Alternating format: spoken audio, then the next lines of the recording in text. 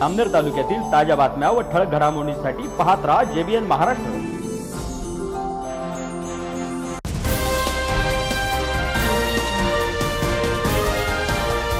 नमस्कार, मी विनल चौधरी। पाहूया काही ठळक वृत्त। जामनेर शहरात नगर परिषद निवडणूक 2025 साठीची मतदान प्रक्रिया आज किरकोळ वाद वगळता शांततेत पार पडली। सुरुवातीच्या काही ठिकाणी किरकोळ गोंधळ वगळता सर्व मतदान केंद्रांवर मतदान सुरळीतरित्या सुरू राहिले। सकाळी महाराष्ट्र राज्याचे जलसंपदा तथा आपत्ती व्यवस्थापन मंत्री गिरीश महाजन यांनी सहकुटुंब मतदान केंद्रावर हजेरी लावून आपला मतदानाचा हक्क बजावला। त्यांच्या उपस्थितीमुळे मतदारांमध्ये उत्साहाचे वातावरण निर्माण झाले होते। दरम्यान वॉर्ड क्रमांक 10 मधील मतदान केंद्रावर बोगस मतदान करण्याचा प्रयत्न करणाऱ्या एका मतदाराला रंगेहात पकडण्यात आले। संबंधित व्यक्तीला ताब्यात घेऊन पुढील कारवाईसाठी पोलीस अधिकाऱ्यांकडे सोपवण्यात आले। वॉर्ड क्रमांक 9 मध्येही 2 स्वतंत्र प्रकारांनी मतदान प्रक्रियेवर प्रश्नचिन्ह निर्माण केले। एका महिला मतदाराला मतदानासाठी आल्यानंतर तिचे मतदान आधीच नोंदवल्याचे दिसून आले, त्यामुळे तिला मतदानापासून वंचित राहावे लागले असून तिने संताप व्यक्त केला। त्याच वॉर्डमधील मतदान केंद्र क्रमांक 1 येथे किरकोळ कारणावरून काही काळ तणावाचे वातावरण निर्माण झाले होते। या वादाचे नेमके कारण अद्याप स्पष्ट झाले नसून निवडणूक अधिकाऱ्यांकडून तपास सुरू आहे। एकूणच काही अपवादात्मक प्रसंग वगळता जामनेर शहरात निवडणूक प्रक्रिया शांततेत पार पडली असून प्रशासनाने सुरक्षेची सर्व खबरदारी घेतली होती।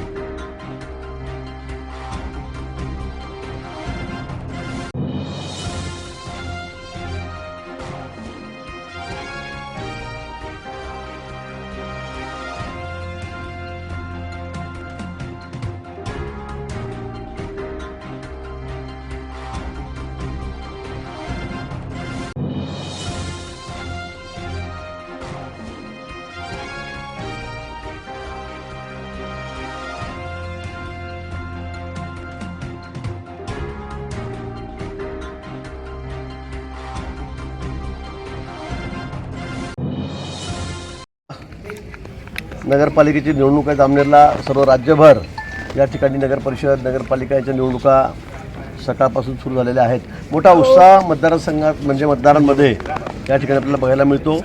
मोठ्या लाईनी अनेक ठिकाणी मतदारांच्या मतदान केंद्रावर लागलेल्या आहेत आणि मला विश्वास आहे की यावेळेला महायुती ही नंबर 1 वर राहील आणि त्यातही भाजप हा 1 नंबरवर राहील।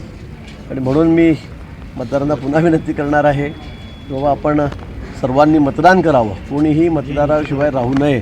सर्वांनी आपापला हक्क बजवावा, तो आपला अधिकार आहे आणि आपण मतदान केंद्रावर येऊन मतदान करावं। भाऊ, जिल्ह्यामध्ये जर बघितलं तर काही मतदान केंद्र सजवण्यात आलेली आहे, त्याच पद्धतीने काही महिलांनी रॅली देखील काढलेली आहे मतदान करावं म्हणून। महिलांचा मोठा उत्स्फूर्त प्रतिसाद मिळतो आहे, कसं बघता आपण याकडे? निश्चित मी सकाळपासून ऐकतो की महिला रॅलीने येत आहेत, मतदान केंद्रांवर मोठ्या उत्साहामध्ये त्या ठिकाणी येत आहेत, घोषणा देतही काही ठिकाणी येत आहेत गावातून।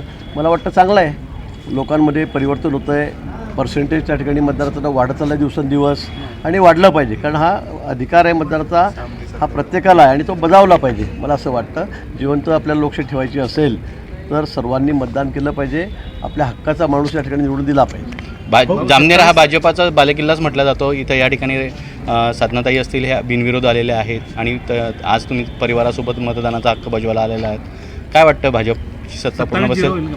इथे काय नाही, इथे 27-28 ज्या ठिकाणी होणार आहे। इथे आता 17-18 जागेवर निवडणूक आहे। आपण उद्या निकाल लागल्यावर बघा, खूप मोठ्या मताधिक्याने आमचे सगळे नगरसेवक या ठिकाणी निवडून येतील। एकही उमेदवार, एकही नगरसेवक दुसऱ्या पक्षाचा या ठिकाणी होणार नाही। मला खात्री आहे, माझा आमच्या मतदारावर विश्वास आहे. भाऊ, राज्यात 2 जागा ज्या आहेत ते बिनविरोध झालेल्या आहेत. काय वाटतं, राज्यात किती भाजपच्या जागा येतील, महायुतीला किती यश मिळेल? मी सांगितलं की महायुती नंबर 1वर जाईल, नंबर 1वर जाईल. त्यातही भाजप जे आहे ते नंबर 1वर राहील. आमची सदस्य संख्या मी म्हणतो 2000च्या वर जाईल. राज्यामध्ये 2000च्या वर आमची संख्या या ठिकाणी निश्चित जाईल आणि मोठ्या मताधिक्याने आमचे नगराध्यक्ष आहेत, नगरसेवक आहे, हे राज्यभरामध्ये या ठिकाणी निवडून येतील. पण आम्ही महायुतीचा जर विचार केला, आम्ही अनेक ठिकाणी महायुतीत लढलो आहोत. महाविकास आघाडी तुम्हाला कुठेही दिसणार नाही. म्हणजे जसं बिहारमध्ये झालं, महाराष्ट्रात झालं विधानसभेला, तशी परिस्थिती यावेळेला या स्थानिक स्वराज्य संस्थेच्या निवडणुकीमध्ये महाविकास आघाडीची होणार आहे. नाशिकच्या दरम्यान जे आहे काही नेत्यांचे भाषण जे आहेत ते वादग्रस्त ठरल्याचा तक्रार जी आहे ती निवडणूक आयोगाकडे करण्यात आलेली आहे. आपण सुद्धा म्हणजे आपलं सुद्धा नाव त्यामध्ये आहे, गुलाबराव पाटलांचं नाव आहे. याबाबत आता निवडणूक आयोग जे आहे या मला वाटतं मी काही असं काही चुकीचं कुठे बोलत नाही कधी आणि मी बोललेलोही नाही. मला असं वाटतं तर माझं नाव आहे म्हणून तुम्ही सांगता आहात, मला माहीत नाही त्याबद्दल. पण चुकीचं बोलायलाच नको. अनेक ठिकाणी आपण काहीतरी फारच लाईन सोडूनही बोलत आहेत. जे बोलायला नको पब्लिक प्लेसवर, स्टेजवर, ते काही ठिकाणी बोललं जातं आहे. आपसातले मतभेद आहेत, मला वाटतं, पण ते राजकीय मतभेद आहेत. ते फार अशा खालच्या पद्धतीने जाऊन बोलणं काही फार योग्य मला वाटत नाही आणि मी कधी तसं बोलत नाही. नाशिकच्या पालकमंत्रीपदाबबद्दल अजित पवार बोलले आहेत की जोपर्यंत पालकमंत्री नाही आहे तोपर्यंत मीच नाशिकचा पालकमंत्री असं अजित पवार बोलले. ठीक आहे, शुभेच्छा आहेत माझ्या त्यांना, काही हरकत नाही. संजय राऊत आज आजारपणातून उठले आणि त्यांनी पत्रकार परिषद घेतली. शिंदे गटातून 35 आमदार जे आहेत ते बाहेर पडतील असं आहे. रवींद्र चव्हाण फोडणार शिवसेना असं बोलले. आता ते संजय राऊत आहे, ते काही सांगू शकतात. स्वतःचा पक्ष त्यांना सांभाळता येत नाही. स्वतःच्या पक्षातून 45 लोक निघून गेले. तोपर्यंत एवढं ज्यांना जायचं असेल त्यांनी जा. म्हणजे खरं शिवसेना फोडण्याचं श्रेय जे आहे ते संजय राऊतांनाच आहे. मला अनेक नगरसेवकांनी सांगितलं की आम्ही त्यांना म्हणतो की असंच होतं, ज्यांना जायचं ते जा. खुर्चीवर मस्त बसून हातपाय ताळून ते म्हणत होते की जाऊ द्या, ज्यांना जायचं त्यांना जाऊ द्या. असे जर पक्षाचे नेते असतील तर मग काय त्या पक्षाचं कसं होणार आहे. आणि तसंच ते यावेळेला झालेलं आहे. आणि म्हणून मागच्या वेळी आपण बघितलं असेल की जवळजवळ 45 आमदार हे पक्ष सोडून निघून गेले. तुम्ही तुमच्या पक्षाची चिंता करा. अजूनही तुमच्याकडे काही खासदार आहेत, आमदार आहेत, तुम्ही त्यांची चिंता करा. बाकी शिंदेसाहेबांच्या सेनेचं काय होणार, भाजपचं काय होणार, राष्ट्रवादीचं काय होणार, आमच्या घड्याळाचं, हे तुम्ही बघू नका. आपल्या संपर्कात कोणी आहे इतर पक्ष? नाही, आता आमच्याकडे जेवढे लोक झाले तर केवढी गर्दी झाली आमच्याकडे, कुठे सांभाळणार आम्ही? किती लोक आहेत आमचे बघा ना तुम्ही, 250च्या वर. म्हणजे 50 जागासुद्धा 288 पैकी महाविकास आघाडीला नाही आहे. तर किती घेणार आम्ही लोक? त्याला की लिमिट आहे. रवींद्र चव्हाण बोललं तर 2 तारखेनंतर पर्यंत युती टिकवायची. मला 2 तारखेनंतर काही बदल होण्याची शक्यता वर्तवली? अजिबात नाही. महायुती आमची आहे, महायुती आमची कायम आहे. उगाच म्हटलं तर त्याला किती अर्थाचा गैरअर्थ आपण त्यात काढू नका. 2 तारखेपर्यंत बाबा संयम ठेवा, आपसात भानगडी करू नका. पुन्हा आम्ही सगळे एकत्र आहोत. आम्हाला राज्याचा सगळा गाडा चालवायचा आहे. अतिशय म्हणजे वेगाने आम्हाला या राज्याचा विकास करायचा आहे, असा त्यांना म्हणण्याचा अर्थ होता. पण निवडणुकीमध्ये थोडं आरेकार्य झालं एकमेकांचं. त्या ठिकाणी तेवढे 2 तारीख होऊ द्या, नंतर परत सुरळीत होईल असं त्यांचं म्हणणं आहे. गुंडांना 11 गुंडांना उमेदवारी दिली आहे शिंदेंनी आणि भाजपकडून, असं रोहित पवारांनी आरोप केला आहे. रोहित पवारांना काय, रोहित पवार तर काही सांगतील. रोहित पवार तर इथे पण येऊन काय काय बोलून गेले, तुम्हाला माहिती आहे माझ्याबद्दल काय काय बोलून गेले. आता मी त्यांना सांगितलं की अजून तुमचे 17 उमेदवार या ठिकाणी 18 उमेदवार आहेत उभे, तुम्ही येऊन बसा इथे आणि एखाद्या तरी निवडून आणून दाखवा. मी ओपन चॅलेंज केलं होतं त्यांना. बोलायला काय लागतं? रोहित पवारांचं ते माझाही राजीनामा मागत होते. त्यांना बोलण्याशिवाय त्यांच्याकडे काही राहिलेलं नाही. आणि म्हणून मग स्वतः तर एखाद्या निवडणुकीमध्ये गेले नाही, कार्यकर्त्यांच्या एखाद्या ठिकाणी सभा घेतली नाही, कोणीच घेतली नाही. महाविकास आघाडीच्या एकही नेत्यांनी राज्यामध्ये कुठे जाऊन सभा घेतली नाही. कार्यकर्त्यांना निवडून द्या म्हणून त्यांनी कुठे कोणाला आवाहन केलं नाही. काय अपेक्षा करावी त्यांच्याकडून? आणि म्हणून घरात बसून बोलबच्चनगिरी करायची, एवढंच त्यांचं काम राहिलेलं आहे. भाजप पैसे वाटतंय असं आरोप निलेश राणेंनी केला आहे. त्यांना माहीत त्यांच्याकडे काय चाललेलं आहे. पण मला वाटतं त्यांचे सगळे आरोप त्यांच्या भानगडी फार टोकाच्या चाललेल्या आहेत. मला वाटतं एवढ्या टोकाची वाद करू नये. लक्ष्मी कमळावर बसून येईल असं बोललंय पंकजा मुंडे. लक्ष्मी जी आहे ती कमळावर बसून प्रत्येकाच्या घरात येईल असं बोललंय मग पंकजा मुंडे. मग लक्ष्मीचं चिन्ह कमळच आहे. आपल्या घरी लक्ष्मी, आपण लक्ष्मीपूजन करतो दिवाळीला, तर कमळावर बसलेली असते. त्यात चुकीचं काही असं मला काही वाटत नाही ना. पण त्याचा अर्थ तुम्ही वेगळा घेऊ नका. मला असं वाटतं त्याचा उगाच काहीतरी वेगळा अर्थ घ्यायचा आणि मग पुन्हा तीच बातमी चालवायची, असं करू नका. अहो, ते निलेश राणेंनी काल पोलीस स्टेशनमध्ये गेले आणि 1.5 लाख रुपयाची रोकड त्यांनी जप्त केली आणि असं सांगितलं की भाजपच्या उमेदवाराने वाटण्यासाठी आणले. वैभव नाईकांनी म्हटलं की निलेश राणे पण पैसे वाटतात, नितेश राणे पण पैसे वाटतात. सिंधुदुर्गामध्ये पैशांच्या बॅग पण आला असं म्हटलेत ते. आता म्हणायला काय, मी पण इथे म्हणेल उद्धवजी बॅगा घेऊन आलेत म्हणून, पवारसाहेबांनी बॅगा पाठवल्या म्हणून म्हणायला काही अर्थ नाही. मला वाटतं जेव्हा पुरावा काही असेल तेव्हाच बोललं पाहिजे. अन्यथा कोणाच्याही घरात जायचं, पैसे पकडले सांगायचं, कोणाच्या तिजोरी उघडायचं, हे काही मला वाटतं योग्य नाही आहे. नाशिकचा पालकमंत्रीचा तिढा कधीपर्यंत सुटेल? आता ही निवडणूक देखील आलेली आहे. मी भविष्यकार नाही, त्यामुळे मी सांगू शकत नाही. भाऊ, विरोधकांकडनं नाशिकच्या कुंभमेळ्यासंदर्भातला असा आरोप केला जातोय, वृक्ष तोडून त्या ठिकाणी हॉटेल्स असतील, कॉटेज असतील, काही मोठ्या अजिबात नाही. तुम्ही बघा, येत्या 8 दिवसामध्ये सगळे नाशिककर अतिशय खुश होतील, ते समाधान व्यक्त करतील आणि जेवढे वृक्षप्रेमी आहे ते सुद्धा समाधान व्यक्त करतील. अशी परिस्थिती नाशिक शहरामध्ये होईल. आम्ही जवळपास 15,000 झाडं आता या ठिकाणी 1,000 झाडाच्या बदल्यामध्ये लावतो, पण आम्ही 1,000 झाडंसुद्धा काढणार होतो. ते खालून काढणार आहोत आणि त्यांचं रिप्लांटेशन करणार आहोत. आम्ही दुसऱ्या जागेवर ते लावणार आहोत. 1,000 झाडे काढायची गरज पडणार नाही. पण साधुग्रामची जागा ही गेल्या शेकडो वर्षापासून ती परंपरा आहे, ती राखीव आहे, रिझर्व जागा आहे ती. तिथेच त्या ठिकाणी साधुग्राम उभत असतं. काही रोपटे त्या ठिकाणी उगवलेले 7-8 वर्षापासून, या 12 वर्षाच्या काळामध्ये ते आम्ही त्या ठिकाणी काढू. मागच्या वर्षी जिथे जिथे रावटे होते तिथेच आम्ही रावटे टाकू, जास्तीच्या टाकणार नाही. पण या बदल्यामध्ये मी जे झाडं लावणार आहे ते खरं सांगतो तुम्हाला, एक महाराष्ट्रामध्ये एक त्याचं नाव राहील की बघा बाबा, एकाला 10 झाडं कशी लावली जातात. तुम्हाला एका 15 दिवसामध्ये हे सगळं चित्र स्पष्ट झालेलं दिसेल. भाऊ, तुम्ही नाशिककरांना म्हटलं होतं की पर्यायी जागा दाखवा, म्हणजे त्या ठिकाणी आम्ही हे करू तुमचे वृक्ष वाचवण्यासाठी. नाशिककरांनी पर्यायी जागा दाखवलेली आहे. काही महापालिकेच्या अंतर्गतले जे काही घरं असतील किंवा तिथले हॉल्स असतील ते तिथं पडून आहेत, दुरावस्थेत पडलेले, त्याला असं नाही झालं. तसं साधुग्राम आहे तिकडच्या पडक्या घरामध्ये राहा, पडू नये, त्यांना रंग मारा राहा, असं नाही. त्याचं एक वेगळं महात्म्य आहे, त्याची परंपरा आहे. आपला कुंभमेळा सगळं जगाचं लक्ष त्याच्याकडे आहे. आता तुम्ही म्हणाल की ही जागा पडके इथे जाऊ द्या, ती जागा पडके तिथे महाराजांना थांबवा, साधूंना थांबवा, असं अजिबात करता येणार नाही. आम्ही अतिरिक्त कुठलेही वृक्ष तोडणार नाही.